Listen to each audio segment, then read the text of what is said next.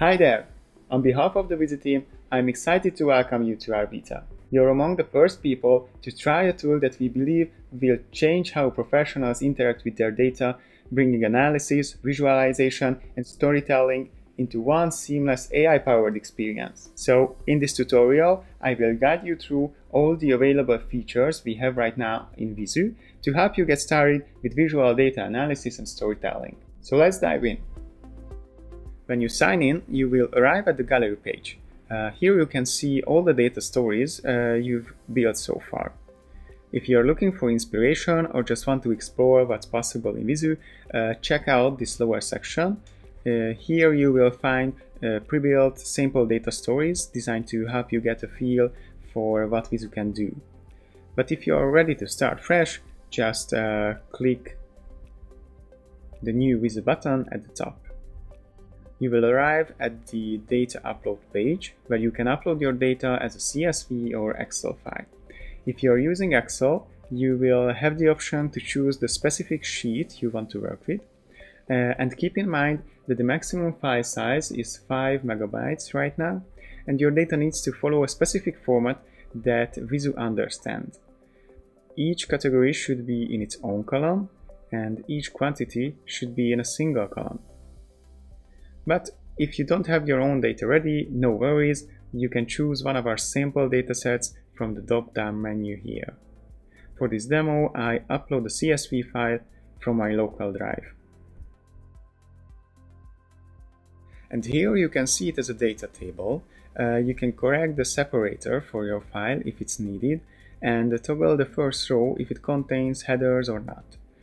Vizzu automatically detects whether each column has categories or quantities in it, but of course you can adjust this manually, and you can set a column as a time series as well if it represents years, for example. We also detect any unit prefixes or suffixes in your data, automatically adding them to the column names. If everything looks good, we can create our new Vizzu. You will arrive at the main editor interface, which is empty at first, but you can see all your data series listed here. Let's start by adding some data to the chart, like sales revenue. As you can see, it instantly appears on the canvas. Next, let's add year from the categories and quarter as well. You will see that when you add the new data series, the chart moves seamlessly from one state into the next, and each step creates a new slide on the left side showing the progression of your data story. On the right, you will find smart suggestions with different chart types and configurations, which offer alternative views of the same data that is currently displayed on the canvas. Above the smart suggestions, there are some config buttons, letting you sort your markers, align them,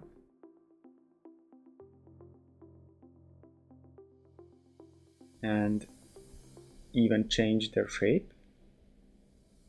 I switch back to this view to show that under the More tab, you can switch between absolute values and relative proportions. You can merge or split values based on a category, and switch between Cartesian and polar coordinates. All of these available when it's possible to do them based on your data and chart configuration. Of course, you can close this data series tab anytime, and you can always undo or redo your steps, so feel free to experiment, you can't break anything. As you probably noticed, we now have several slides on the left because every change we made created a new step in our Vizzu, in our data story. That's because the auto slide option here is currently toggled on. So each change is recorded as a new slide, helping you build a more detailed presentation. But you can toggle it off anytime if you prefer to refine a single slide without cluttering the workflow. And if you end up with too many slides, like I definitely did here, no worries. You can delete them one by one, rearrange their order,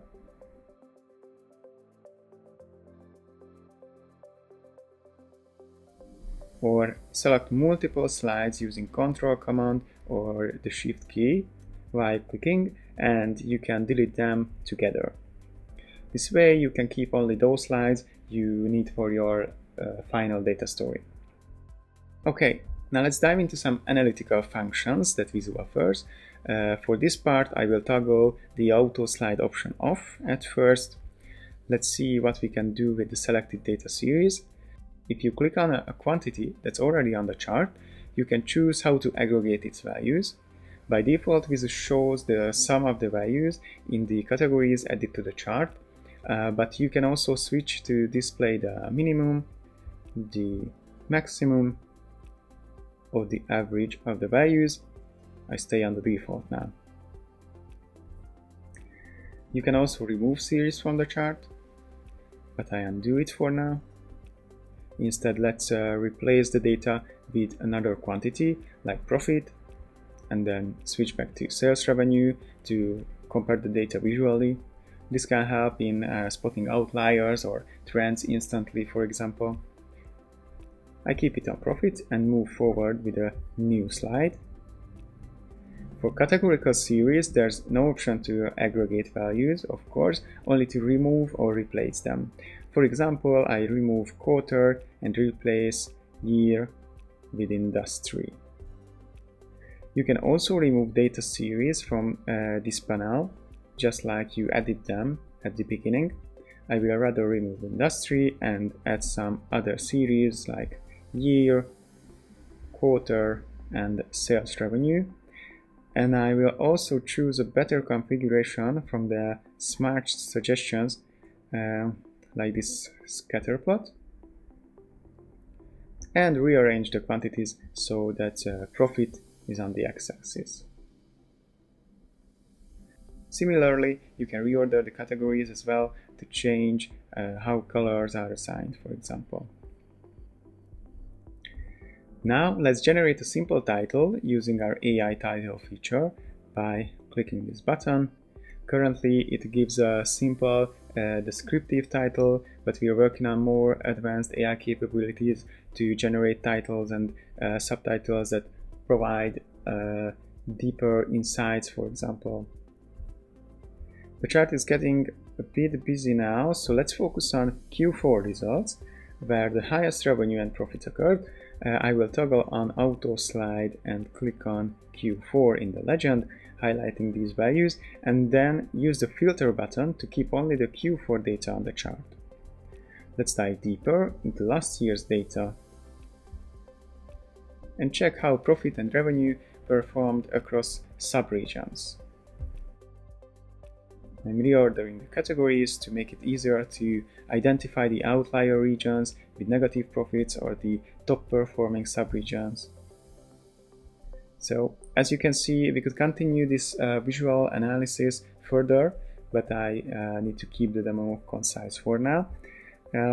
Meanwhile, our data story takes shape here. Let's go back to a previous slide, and I will show you how you can highlight the relevant values. Suppose I'm presenting data for 2023 or focus specifically on Q4. I can highlight them easily. If I click elsewhere, the selection is removed instantly. And what if I want to exclude some values, for example? I can deselect those ones by holding down the Control command or Shift key by clicking. This way I also can show the 2023 results, and it's important that the highlight will persist across multiple slides, helping you maintain the focus as you present insights across different steps of your data story. Okay, let's see some complementary options. As you can see, the header of the editor contains several extra functions. For instance, clicking the Vizzu Beta icon will take you back to the gallery page where we started. Next to it, you can change your Vizzu's title, like quarterly sales report, for example. In the center, we have 3 tabs. Until now, we've been working on the story tab, but if you want to view your source data, you can switch to the data tab. Here you can check all the values, change the data series type if it hasn't been used in your data story yet, or even upload an updated dataset. This way your story will remain intact, but the underlying data will be modified. Once you're done, you can return to the editor interface.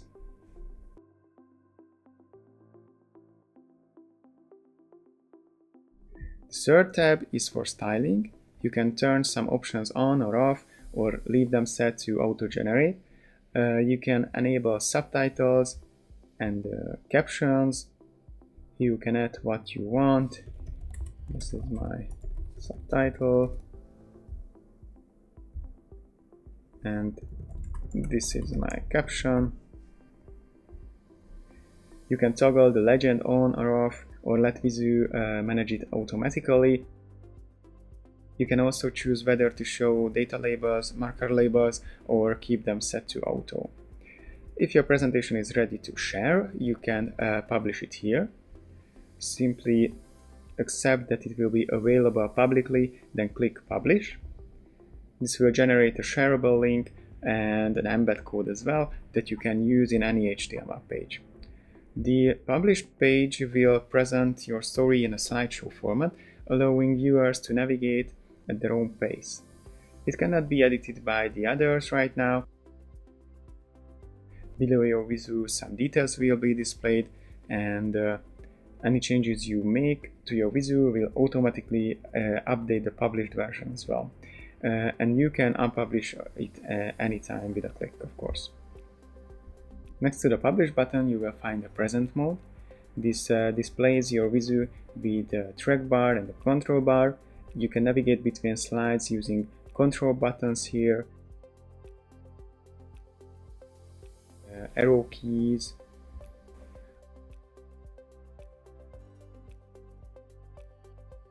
or by selecting a slide on the track bar.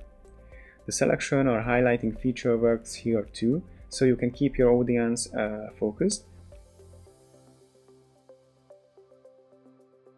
You can also use full screen mode if desired, and you can return to the editor at any time to make changes and new steps, or explore different perspectives even during your presentation.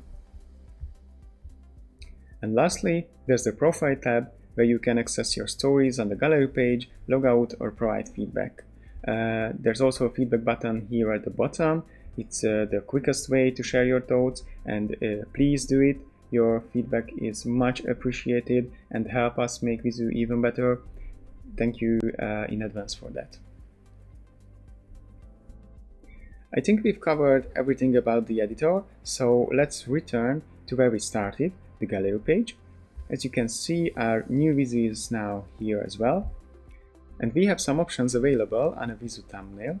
You can instantly present it, open the editor to make some changes, publish or unpublish it, rename it, create a duplicate, or delete it. These actions are available for the simple Vizzus as well.